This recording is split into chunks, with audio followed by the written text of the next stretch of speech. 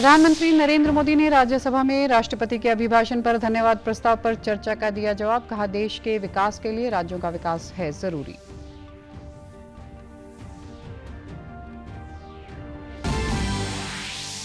परीक्षाओं में नकल पर नकेल कसने से संबंधित विधेयक को लोकसभा की मंजूरी। नए बिल में परीक्षा लीक में शामिल संगठित सिंडिकेट पर 1 करोड़ रुपए जुर्माना और 10 साल तक की सजा का प्रावधान।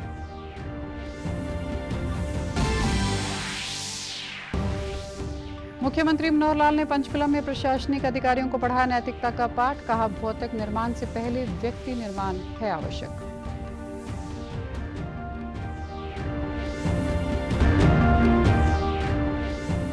और प्रदेश में ग्रुप सी के पदों पर हाईकोर्ट के स्टे हटते ही हरियाणा कर्मचारी चयन आयोग ने 59 श्रेणियों के 10,000 से ज्यादा पदों का परिणाम किया जारी। नियुक्ति प्रक्रिया हुई शुरू।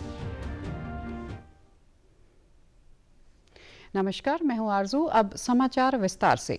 संसद के बजट सत्र की कार्रवाई के दौरान आज प्रधानमंत्री नरेंद्र मोदी ने राज्यसभा में राष्ट्रपति के अभिभाषण पर धन्यवाद प्रस्ताव चर्चा का जवाब दिया।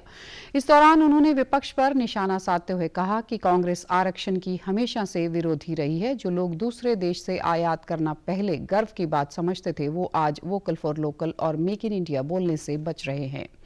अगर हमें आगे बढ़ना है तो 20वीं सदी की सोच को पीछे छोड़ना होगा और हमें 21वीं सदी में नई सोच के साथ आगे बढ़ना होगा। तभी सही मायने में देश का विकास होगा। मोदी 3.0 विकसित भारत की नींव को मजबूत करने के लिए पूरी शक्ति लगा देगा। उन्होंने कहा कि राष्ट्रपति ने अपने अभिभाषण में 4 सबसे बड़ी जातियों, युवा, नारी, गरीब और हमारे अन्नदाता के विषय में हमें संबोधित किया था। हम जानते हैं कि इनकी समस्याएं हैं और सपने एक समान हैं। इन चारों वर्गों की समस्याओं के समाधान के रास्ते भी एक समान हैं।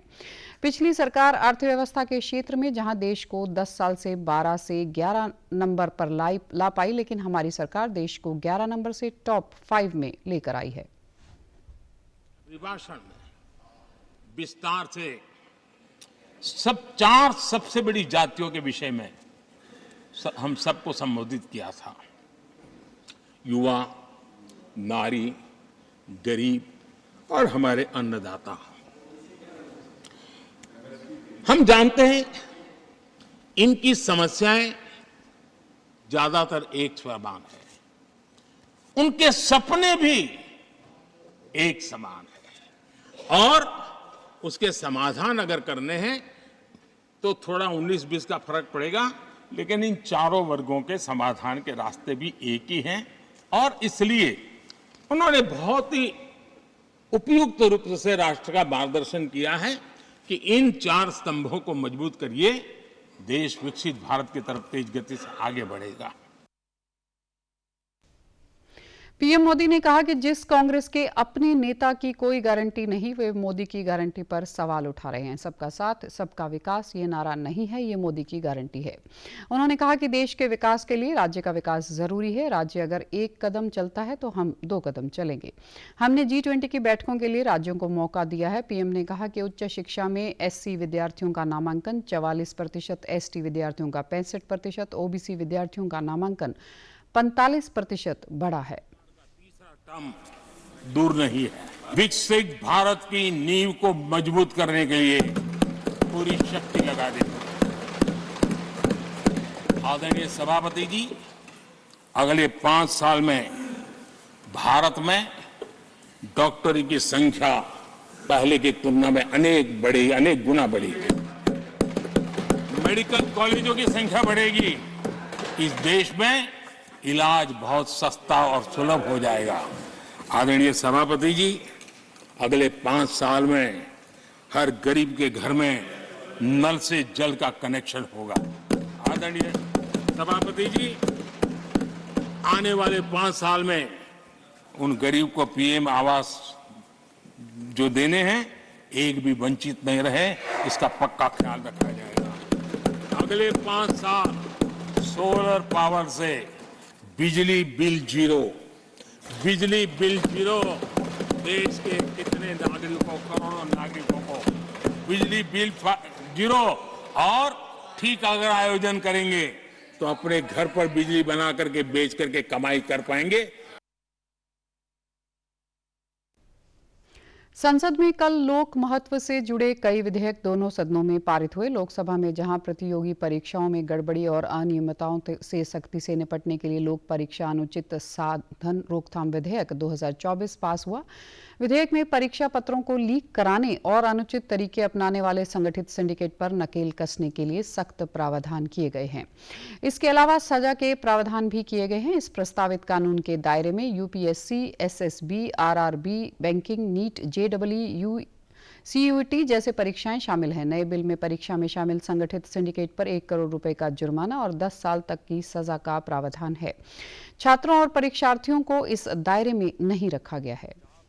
ऑर्गेनाइज्ड क्राइम करने वाले ये दुष्ट लोग, ये जो गुनाह का पाप करते हैं और हमारी भावी युवा पीढ़ी जिसकी ऊर्जा और जिसकी सामर्थ्य सन 2047 के भारत के लिए अनिवार्य है, उसके साथ खिलवाड़ करते हैं। उनके लिए सजा की कोई ना कोई प्रावधान हो, जो अभी तक हमारे कानून में नहीं थी, उसी को लेकर के ये विधेयक लाया गया। इसके अलावा लोकसभा में जम्मू कश्मीर में स्थानीय निकायों से संबंधित कानून में संशोधन के प्रस्ताव वाला विधेयक भी चर्चा के बाद पारित किया गया। उधर राज्यसभा में भी जल प्रदूषण निवारण और नियंत्रण संशोधन विधेयक सहित कई अहम बिल पारित किए गए। केंद्रीय वन एवं जलवायु परिवर्तन मंत्री भूपेंद्र यादव ने कहा कि इस बिल के माध्यम से वाटर एक्ट 1974 में संशोधन लाकर पर्यावरण संरक्षण संबंधी कार्यों को आगे बढ़ाना आसान होगा। is proposed to be amended to streamline and uniform the qualification and manner of appointment of chairperson of State Pollution Control Board. The amendment will provide for a certain mandatory qualifications, experience and procedure to ensure fair and transparent appointment of chairperson. दो अन्य पारित विधेयक संविधान संशोधन विधेयक हैं जो आंध्र प्रदेश और ओडिशा से संबंधित हैं। 2 फरवरी तक देश में चल रहे इलेक्ट्रिक वाहन चार्जिंग स्टेशनों की संख्या 12,146 हो गई है। भारी उद्योग राज्य मंत्री कृष्णपाल गुर्जर ने लोकसभा में एक लिखित उत्तर में यह जानकारी दी। केंद्रीय मंत्री द्वारा उपलब्ध करवाए गए आंकड़ों का से पता चलता है कि महाराष्ट्र 3079 ईवी चार्जिंग स्टेशनों के साथ सबसे आगे है, जबकि दिल्ली 1886 स्टेशनों के साथ दूसरे स्थान पर है। हरियाणा में 377 चार्जिंग स्टेशन हैं। मुख्यमंत्री मनोहर लाल ने कल पंचकुला में मिशन कर्मयोगी के अंतर्गत आयोजित नैतिकता शिविर में उपस्थित भारतीय प्रशासनिक सेवा, भारतीय पुलिस सेवा और हरियाणा सिविल सेवा के अधिकारियों को संबोधित करते हुए कहा कि भौतिक निर्माण से पहले व्यक्ति निर्माण आवश्यक है। मनोहर लाल ने समाज में व्यक्ति निर्माण की आवश्यकता पर बल देते हुए कहा कि भौतिक निर्माण से पहले व्यक्ति निर्माण आवश्यक है। अधिकारियों व कर्मचारियों में संकल्प, ताकत व मनोबल के साथ समाज सेवा के भाव को जागृत करने के लिए मिशन कर्मयोगी की शुरुआत की गई है। उन्होंने कहा कि 2 लाख से अधिक कर्मचारी व अधिकारी का प्रशिक्षण पूरा हो चुका है और 31 मार्च 2024 तक 3.5 लाख कर्मचारी कर्मयोगी का प्रशिक्षण प्राप्त कर लेंगे।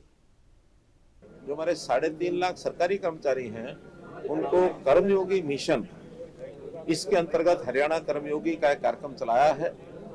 हिपा के माध्यम से इस अभियान को 30 नवंबर को शुरू किया गया था। अभी तक 2,10,000 लोगों को इस प्रशिक्षण के माध्यम से ये सारी चर्चा और ये सारी बातें विचार की गई हैं। बहुत लोगों ने इसको सराहा है कि ऐसा जीवन में पहली बार हमको काम करने की प्रेरणा मिल रही है कि हमको अपने आप को, अपने मन को, अपने विचार को, सबको प्रबंधन करके समाज की सेवा में आगे लगना चाहिए। एक बड़ा विषय है कर्मचारियों के जीवन में एक परिवर्तन लाने का। मुख्यमंत्री ने अधिकारियों से आह्वान करते हुए कहा कि वर्तमान सरकार ने 7S शिक्षा, स्वास्थ्य, सुरक्षा, स्वाभिमान, स्वावलंबन, सुशासन व सेवा के लक्ष्य पर कार्य करते हुए प्रदेशवासियों के जीवन को सुगम बनाया है। सभी अधिकारी इन 7S को साकार करने की दिशा में कार्य करेंगे तो समाज सुखी होगा। उन्होंने कहा कि हमने 3C क्राइम, करप्शन और कास्ट बेस्ड पॉलिटिक्स को खत्म करने के सफल प्रयास किए हैं, जिसमें समाज को नैतिकता के आधार के ऊपर हम कुछ डिलीवरी कर सकें। और जैसे ट्रांसपेरेंसी हमारे सारे सिस्टम में हमने बहुत उसका ध्यान रखा है। और भर्तियां हैं बिना पर्ची बिना खर्ची के, जो भर्ती मिशन मेरिट, ये हम लेकर के चले हैं। हमारी जो ट्रांसपेरेंट ऑनलाइन ट्रांसफर पॉलिसी है, वो भी उसी का एक अंग है। और हम लोगों ने व्यक्ति जो गलत काम करते हैं उनके खिलाफ कार्रवाई करने का भी अपना सिस्टम जो है उसको मजबूत किया है। और समाज में एक धारणा बनी है, एक विश्वास बना है कि इस सरकार के माध्यम से हमारी जो समस्या है उसको हल करने का पूरा रास्ता मिलता है। श्रम राज्य मंत्री अनूप धानक और विधानसभा अध्यक्ष ज्ञानचंद गुप्ता ने कल पंचकुला के सेक्टर 20 में श्रम शक्ति भवन का निर्माण शुरू करने से पहले विधिवत भूमि पूजन किया। 38 करोड़ रुपए की लागत से यह भवन 1.5 साल में बनकर तैयार होगा। इस मौके पर श्रम राज्य मंत्री ने बताया कि बिल्डिंग का निर्माण अत्याधुनिक सुविधाओं के साथ एक केंद्रीय सेंटर के रूप में काम करने के लिए किया जाएगा। इससे श्रमिकों और प्रशासन के बीच तालमेल को बढ़ाया जाएगा। इस भवन में एक बेसमेंट और 7 मंजिला बिल्डिंग का निर्माण किया जाएगा। यहाँ सभी विभागों के कार्यालयों के अलावा कामकाजी कर्मियों के बच्चों के लिए क्रच की सुविधा भी होगी। भवन के बेसमेंट में संवेदनशील रिकॉर्ड की सुरक्षा के लिए स्ट्रांग रूम भी बनाया जाएगा। इस मौके पर विधानसभा अध्यक्ष ने कहा कि इस भवन के बन जाने से श्रमिकों की समस्याओं का हल एक ही छत के नीचे किया जा सकेगा।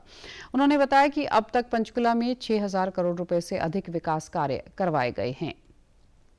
हरियाणा कर्मचारी चयन आयोग ने कल 20 ग्रुपों की कुल 59 श्रेणियों के लिए 10,233 पदों का अंतिम परिणाम जारी कर दिया है।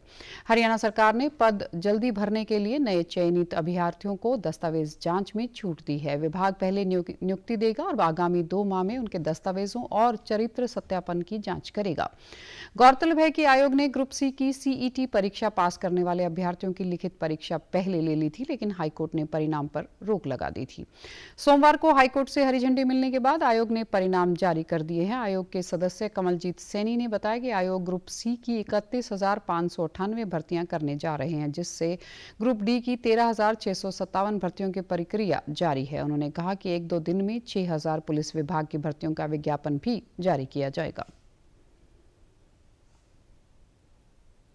अभी जो हमने रिजल्ट निकाला है ये करीब 59 कैटेगरीज की पोस्ट हैं, मतलब 59 अलग अलग पोस्टें हैं। टोटल 21 डिपार्टमेंट्स हैं। तो आज से भर्ती इनकी ज्वाइनिंग स्टार्ट हो गई है और आज कल और मैक्सिमम परसों तक ये पूरी ज्वाइनिंग हो जाएगी। सभी डिपार्टमेंट्स को रिकमेंडेशन लेटर जा चुके हैं। ग्रुप सी की हम 31,598 भर्तियाँ करने जा रहे हैं और ग्रुप डी 13,657 भर्तियाँ पाइपलाइन में है। इसके साथ ही हमारी जो एडवर्टाइजमेंट है अभी 6,000 पुलिस कांस्टेबल्स के लिए भी होने वाली है 1 या 2 दिन में। उन्होंने कहा कि जब भर्ती निकाली जाती है तो प्रतिभागियों के लिए उनके मापदंडों को पूरा करना आवश्यक है। अगर उम्मीदवार के पास दस्तावेज हैं परंतु उसने फॉर्म भरते समय दस्तावेज अपलोड नहीं किया है तो ऐसे में उन पर विचार नहीं किया जाता। करते हैं तो एक कंडीशन है कि हम उन्हीं सर्टिफिकेट्स के डॉक्यूमेंट्स को कंसीडर करते हैं जो एप्लीकेशन के साथ अपलोड होते हैं। अगर कुछ ऐसे डॉक्यूमेंट्स हैं कैंडिडेट के पास हैं लेकिन उसने अपलोड नहीं किए तो वो कंसीडर नहीं किए जाते। तो ये जो बाहर कैंडिडेट बैठे हैं इन्होंने अपने डिग्री, डिप्लोमा या लाइसेंस वगैरह अपलोड नहीं किए हैं, तो अब ये चाहते हैं कि हम इनके मान लें, लेकिन हमारी कंडीशन ऐसी नहीं है क्योंकि हम पास्ट में बहुत सारे केसेस हैं जहाँ पे हमने उसको नहीं माना और वो कोर्ट में अभी सब जुडिस है मैटर। हरियाणा के स्वास्थ्य मंत्री अनिल विज ने कल आयुष विभाग के अधिकारियों के साथ समीक्षा बैठक की। बैठक में बताया गया कि विदेश सहयोग विभाग और हरियाणा योग आयोग राज्य के युवाओं को विदेशी भाषा का प्रशिक्षण एवं विदेश में योग प्रशिक्षकों की नियुक्ति को लेकर कार्य कर रहा है। हरियाणा के प्रत्येक शहर में पंचकर्मा सेंटर बनाए जाएंगे। पर्यटन स्थलों पर टूरिज्म वेलनेस सेंटर स्थापित होंगे। जल्द ही 5500 आयुष योग सहायकों की भर्ती की जाएगी, जिसके बाद सभी गांव में योग सहायकों की नियुक्ति की जाएगी। प्रदेश में पहले चरण में 1121 व्यायामशालाएं बन रही हैं। स्वास्थ्य मंत्री ने हिसार के माइयड़ गांव में बनाए जा रहे आयुर्वेदिक अस्पताल, नूह के आकेड़ा में बनाए जा रहे यूनानी अस्पताल, अंबाला में बनाए जा रहे होम्योपैथिक कॉलेज के निर्माण कार्य को शीघ्र पूरा करने के निर्देश दिए हैं। मुख्य सचिव संजीव कौशल ने आज चंडीगढ़ में HORC प्रोजेक्ट के लिए भूमि अधिग्रहण की वर्तमान स्थिति को लेकर अधिकारियों के साथ बैठक की अध्यक्षता की। बैठक में झज्जर, सोनीपत, नूह, पलवल और गुरुग्राम के उपायुक्त VC के माध्यम से जुड़े। मुख्य सचिव ने कहा कि कुंडली मानेसर पलवल एक्सप्रेस वे के साथ साथ 5700 करोड़ रुपए की लागत से 126 किलोमीटर लंबी पलवल सोनीपत रेलवे लाइन परियोजना से नूह, सोहना, मानेसर, खरखोदा को जोड़ने का कार्य किया जा रहा है। इसके लिए 441.47 हेक्टेयर भूमि का अधिग्रहण किया गया है, जिसके लिए 1419.24 करोड़ रुपए का मुआवजा दिया जा रहा है। परियोजना के लिए शेष भूमि के अधिग्रहण का कार्य भी जारी है। बैठक में मुख्य सचिव ने कहा कि Haryana orbit rail corridor project राज्य के लिए बेहतरीन परियोजना है। उन्होंने निर्देश दिए कि अधिकारी इसके लिए पलवल, गुरुग्राम, झज्जर, नूंह और सोनीपत में अधिकृत भूमि का मुआवजा बांटने का कार्य जल्द से जल्द पूरा करें, ताकि परियोजना पर कार्य आरंभ किया जा सके। इसके अलावा उपमंडल पलवल, सोहना, गुरुग्राम, पटौदी, नूंह और तावड़ू में स्ट्रक्चर कंपनसेशन बांटने का कार्य भी जल्द से जल्द पूरा किया जाए। बैठक में वित्त विभाग के अतिरिक्त मुख्य सचिव अनुराग रस्तोगी सहित HRIDC के पदाधिकारी भी मौजूद रहे। PGIMS रोहतक में पहली बार किडनी ट्रांसप्लांट की सफलतापूर्वक सर्जरी हुई है। संस्थान के डॉक्टरों की टीम ने ब्रेन डेड डोनर मरीज की दोनों किडनी को 2 अन्य जरूरतमंद मरीजों में ट्रांसप्लांट किया, जबकि डोनर मरीज का लीवर भी ट्रांसप्लांट के लिए ग्रीन कॉरिडोर बनाकर दिल्ली भेज दिया गया है। गौरतलब है कि हरियाणा की करीब 43 वर्षीय महिला को ब्रेन हैमरेज होने के चलते PGIMS में भर्ती करवाया गया था। किडनी ट्रांसप्लांट करवाने वाले हरियाणा के ही दोनों मरीज पहले से ही PGI में उपचाराधीन थे। मरीज के देहांत के बाद PGI कमेटी ने परिजनों से संपर्क कर उन्हें अंगदान के बारे में बताया। इस पर महिला की बेटी ने अपनी मां की यादों को जिंदा रखने का फैसला लिया और अंगदान की सहमति प्रदान की। किडनी ट्रांसप्लांट एक जटिल और जीवन रक्षक प्रक्रिया है। अब तक यह सुविधा सिर्फ हरियाणा के निजी अस्पतालों में ही उपलब्ध थी, जिस पर 8 लाख रुपए से 10 लाख रुपए की लागत आती है। लेकिन अब PGIMS रोहतक में ट्रांसप्लांट पर मामूली खर्च आएगा। PGI के निदेशक डॉक्टर SS लोचप ने कहा कि अंगदान को लेकर और अधिक जागरूक होना होगा। देश में हजारों लोगों को ऑर्गन की जरूरत है और यह अंगदान के माध्यम से ही मिल सकते हैं। ऐसे में हमें अंगदान के लिए खुद को रजिस्टर्ड करवाना चाहिए और अन्य लोगों को भी प्रेरित करना चाहिए। वहीं state organ tissue transplant organisation के नोडल अधिकारी डॉक्टर सुखबीर सिंह ने बताया कि मृत व्यक्ति का किडनी, लीवर, फेफड़ा, हृदय, पेनक्रियास और आंत डोनेट किया जा सकता है। उन्होंने कहा कि अंगदान करके किसी की जिंदगी को नई उम्मीद से भर सकते हैं। और superintendent of police Shri Himanshu Garg ji का मैं बहुत आभारी हूं कि उन्होंने इतनी प्रॉम्प्टनेस के साथ इसमें उन्होंने कार्य किया कि वो जो है उन्होंने तुरंत इसका इंतजाम किया और ग्रीन कॉरिडोर बनाया गया फ्रॉम रोहतक टू दिल्ली और we were able to transport this liver to ILBS New Delhi, जो वसंत कुंज में है। हालांकि जो चंडीगढ़ के लिए भी हमने व्यवस्था की थी, परंतु चंडीगढ़ के लिए वो पेनक्रियास ठीक नहीं था, इसलिए वहाँ वो हम नहीं करने पाए। सिमिलरली जो हार्ट था, जो R&R हॉस्पिटल के लिए, उसके लिए भी ग्रीन कॉरिडोर बनाया गया था। उसके जब ब्रेन डेथ सर्टिफिकेशन हुआ, फाइनल हुआ, तो मरीजों के परिजनों से हमने तालमेल किया, उनको इसके बारे में समझाया, अंगदान के महत्व के बारे में, और उनकी कंसेंट मिलने के पश्चात सोटो, रोटो और नोटो ने मिलकर जो ऑर्गन डोनर मरीज था उसके सभी ऑर्गन्स को एलोकेट किया। हमारे ट्रांसप्लांट सर्जन, नेफ्रोलॉजिस्ट की टीम साथ थी, हमारे सीनियर अथॉरिटी साथ थे, और उसके बाद में इनके ऑर्गन्स को रिट्रीव किया गया, मरीज के सभी ऑर्गन्स को, और उसके बाद उनको ट्रांसप्लांट करवाया गया।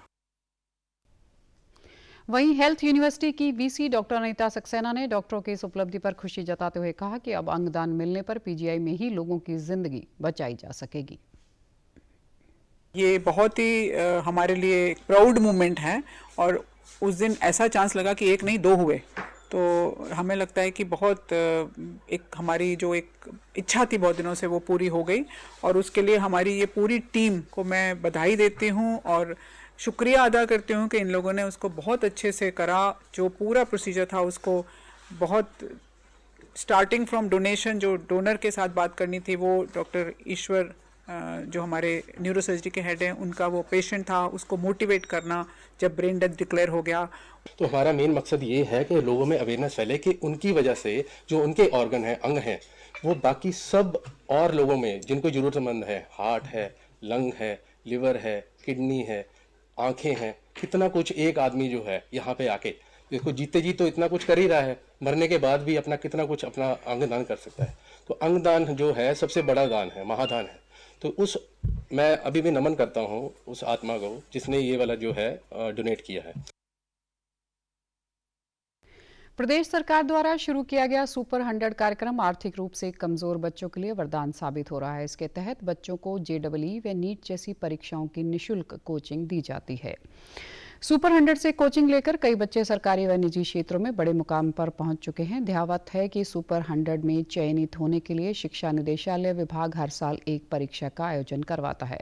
इसी कड़ी में कल कैथल में सुपर 100 कार्यक्रम में शामिल होने के लिए करीब 2455 बच्चों ने परीक्षा में भाग लिया। जिला शिक्षा अधिकारी डॉक्टर सुभाष वर्मा व योजना के प्रभारी अनिल तंवर ने बताया कि हरियाणा सरकार द्वारा शुरू किया गया सुपर 100 कार्यक्रम गरीब परिवारों के बच्चों के लिए काफी लाभदायक है। इसके तहत पहले चरण की परीक्षा में सफल होने वाले बच्चे दूसरे चरण की परीक्षा में शामिल होंगे। उसके बाद दूसरी परीक्षा में उत्तीर्ण बच्चों को उच्च शिक्षा की तैयारी के लिए निःशुल्क कोचिंग दी जाएगी।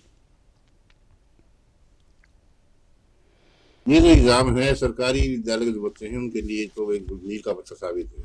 जो गरीब जो बच्चे हैं, जो आगे जाकर पढ़ाई से वंचित रह जाते हैं, उन बच्चों के लिए बहुत ही अच्छा मौका है।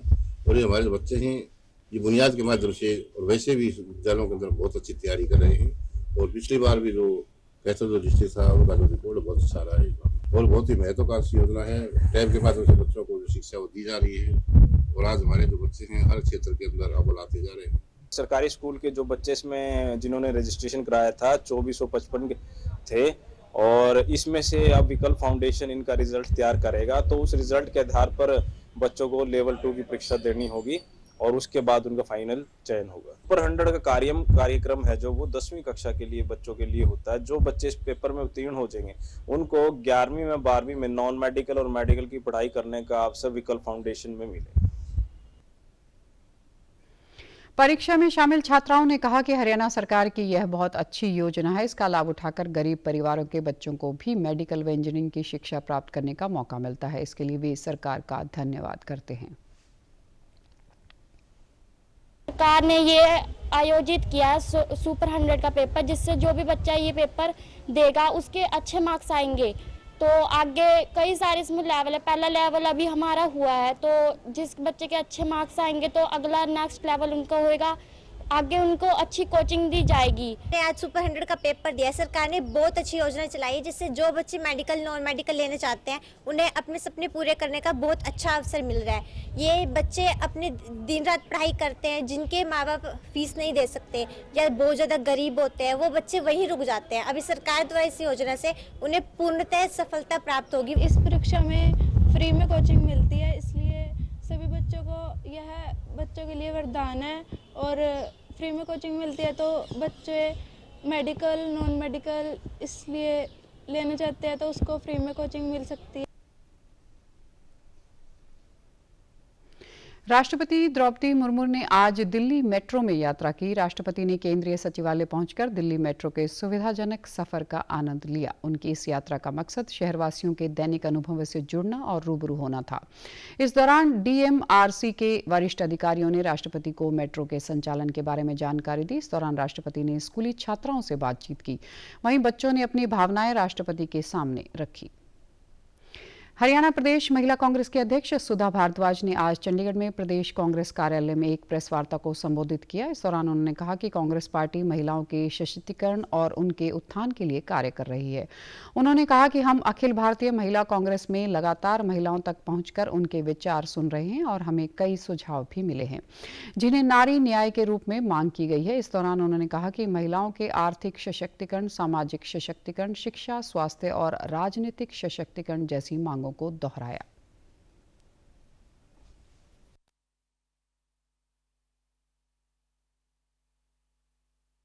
पहला है आर्थिक सशक्तिकरण।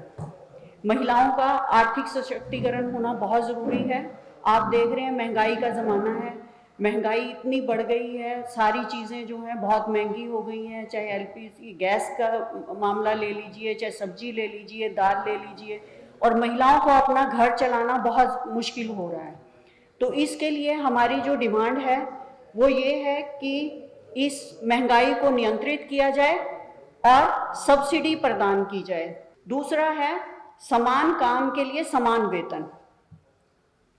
2002 की विश्व असमानता रिपोर्ट में जो भारत है, पुरुषों का श्रम आय जो है 82% है और महिलाओं का 18% है। फिर है सामाजिक सशक्तिकरण।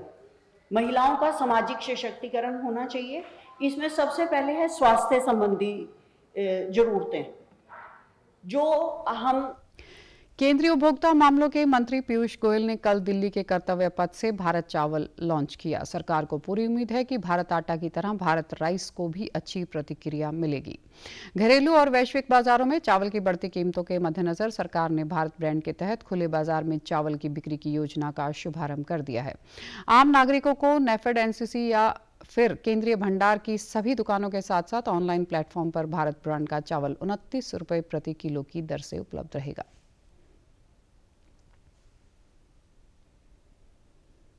हम सबके लिए सौभाग्य की बात है कि माननीय प्रधानमंत्री जी के आशीर्वाद से, उनके मार्गदर्शन में अब भारत चावल मात्र 29 रुपए प्रति किलो देश भर में खुदरा में, रिटेल में उपलब्ध कराया जाएगा। नई दिल्ली पर कर्तव्य पथ पर 100 राशन की गाड़ियों के साथ इस योजना का शुभारंभ किया गया। देश में ऐसी 8,000 से 9,000 गाड़ियों को आम लोगों तक भारत ब्रांड के चावल पहुंचाने के लिए चलाया गया है।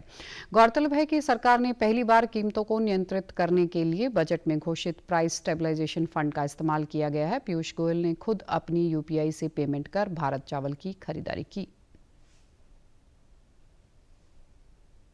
माननीय प्रधानमंत्री जी ने कहा है, किसानों और गरीबों का जीवन संवारना हमारी सरकार की प्राथमिकता है।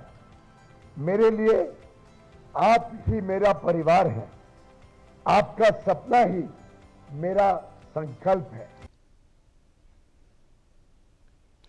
फरीदाबाद में चल रहा 37वां सूरजकुंड अंतर्राष्ट्रीय हस्तशिल्प मेला लोगों के आकर्षण का केंद्र बना हुआ है। इस मेले में पर्यटकों को देश विदेश की अनोखी कला से रूबरू होने का मौका मिलता है। आइए देखते हैं यह खास रिपोर्ट।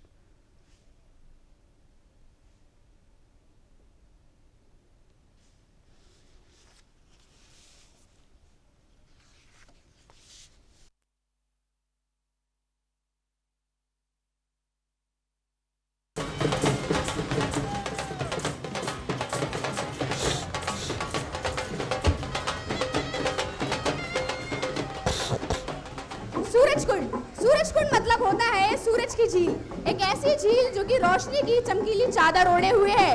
हर बार सूरजकुंड जगह पर जो कि फरीदाबाद में स्थित है सजता है कला, शिल्प और संस्कृति का एक अनोखा मेला। इस बार भी सजा है 37वां अंतर्राष्ट्रीय सूरजकुंड शिल्प मेला। कला कोई वस्तु नहीं है बल्कि झलक है मानव संस्कृति की। कला समाज की कई कड़ियों को एक धागे में पिरोने का काम करती है। सूरजकुंड मेले में हो रही कला प्रदर्शनी ने देश के कई हिस्सों को एक साथ जोड़ने का काम किया है। गुजरात इस मेले का थीम स्टेट है। हरियाणा, उत्तर प्रदेश, तेलंगाना समेत कई राज्यों के कारीगर अपने हुनर की चमक इस मेले में बिखेर रहे हैं। स्टॉल हमारा ये, हम लोग जहाँ 7 साल से आते हैं, वैसे यहाँ पर हमको रिस्पांस बहुत अच्छा मिलता है। हमारे पास हर तरह के कारपेट होते हैं, ईरानी हो गया, अफगानी हो गया, कश्मीरी सिल्क हो गया और बाम्बू सिल्क हो गया। हमारे पास हमारे खुद का। दिल्ली ओलंपिक संघ द्वारा आयोजित किए जा रहे दिल्ली ओलंपिक गेम्स 2024 आज से शुरू हुए। केंद्रीय खेल मंत्री अनुराग सिंह ठाकुर ने इन खेलों का उद्घाटन किया। ये गेम्स 7 दिन तक चलेंगे। इस मौके पर केंद्रीय मंत्री ने कहा कि खेलो इंडिया से कई खिलाड़ी निकलकर सामने आए हैं जिन्होंने अंतर्राष्ट्रीय स्तर पर देश का नाम रोशन किया है। उन्होंने कहा कि दिल्ली ओलंपिक गेम्स में से भी ऐसे ही खिलाड़ी निकल कर आएंगे जो आगे चलकर देश के लिए खेलेंगे।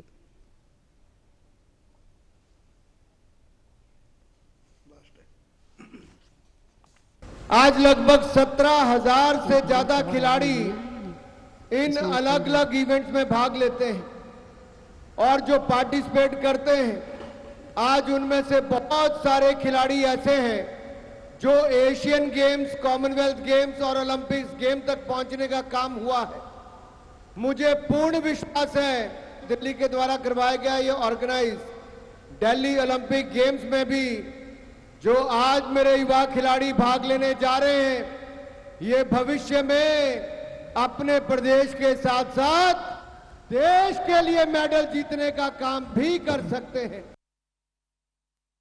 उन्होंने कहा कि 31 मार्च से पहले ही देश में 1000 खेलो इंडिया सेंटर खोल दिए जाएंगे। हर जिले में उभरते हुए खिलाड़ियों को प्रशिक्षण की सुविधा मिलेगी। केंद्रीय खेल मंत्री ने खेलों में महिलाओं की भूमिका की सराहना करते हुए कहा कि देश की बेटियां खेलों में शानदार प्रदर्शन कर रही हैं। टोक्यो ओलंपिक में देश को पहला पदक मीराबाई चानू ने दिलाया था। वहीं उन्होंने देश में शुरू हुई विभिन्न महिला लीग का भी जिक्र किया। प्रधानमंत्री जी से अब मंजूरी ले ली है। हम अगले 10 साल में नहीं, इसी साल 31 मार्च से पहले देश में 1000 से ज्यादा खेलो इंडिया सेंटर खोल देंगे। हर जिले में एक सेंटर होगा। आज बेटी बचाओ और बेटी पढ़ाओ के साथ साथ बेटियों को खेलने का अवसर भी मिला है। और जब ओलंपिक्स गेम आई तो पहला मेडल भी भारत के लिए ओलंपिक्स में टोक्यो में भारत की बेटी मीराबाई चानू ने जीतने का काम किया था। और अब हमने बेटियों के लिए और महिलाओं के लिए वुमेन स्पोर्ट्स लीग्स देश भर में शुरू कर दी हैं। समाचारों में आज इतना ही। नमस्कार।